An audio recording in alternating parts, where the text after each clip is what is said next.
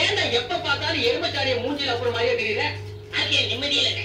உனக்கு வாழ்க்கையில் நிம்மதி இல்லையா? அப்படி நடுத்தண்ணிய போய் நில்லு, நிம்மதியான இடத்துக்கு போய் சேர்ந்துருவேன். நேருங்களா உங்ககிட்ட தான் விளையாட்டு வேண்டியிருக்கு. உங்களுக்கு என்ன எப்ப பார்த்தாலும் சந்தோஷமா இருக்கீங்க? அது எப்படி முடியுது? அந்த விஷயத்தை கேட்கறியா? வா சொல்றேன். நல்லா உட்காரு. அதே எனக்கு சந்தோஷம் இல்லைன்னா என்ன செய்வேன் தெரியுமா? நேரா கடைக்கு போவேன். 2 முழம் மல்லிகைப்பூ வாங்குவேன். 4 கிலோ அல்வா வாங்குவேன். அதை எடுத்துட்டு வீட்டுக்கு போய் என் பொண்டாட்டி கிட்ட கொடுப்பேன். அவன் என்ன வேலை செஞ்சுட்டு இருந்தா அப்படியே போட்டு என் கூட ஆத்தங்கரைக்கு வந்துருவான்.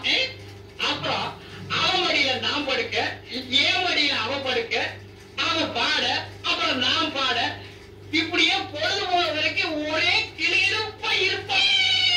நீ செஞ்சு பாரு. அந்த பக்கம் போன சந்தோஷம் வர சாவுதா வரும். இப்படி போடா.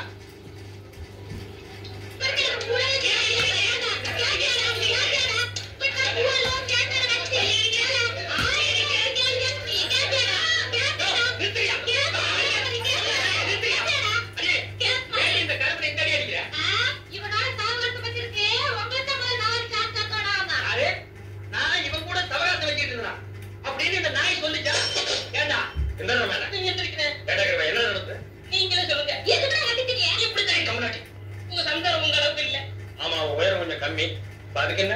நீங்க எவ்வளவு நல்லவரு. நீங்க என்ன சொன்னீங்க? என் சம்சாரம் ஆத்தங்கரைக்கு வருதுன்னா பூவும் அல்வா வாங்கி கொடுத்தா வருவான்னு சொன்னீங்க. அதே மாதிரி வாங்கி கொடுத்தா வர மாட்டேங்கிறாங்க.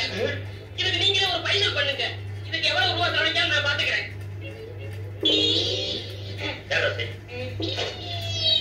அண்ணே இவங்க வரல என்ன மாட்டி விடுறாங்க.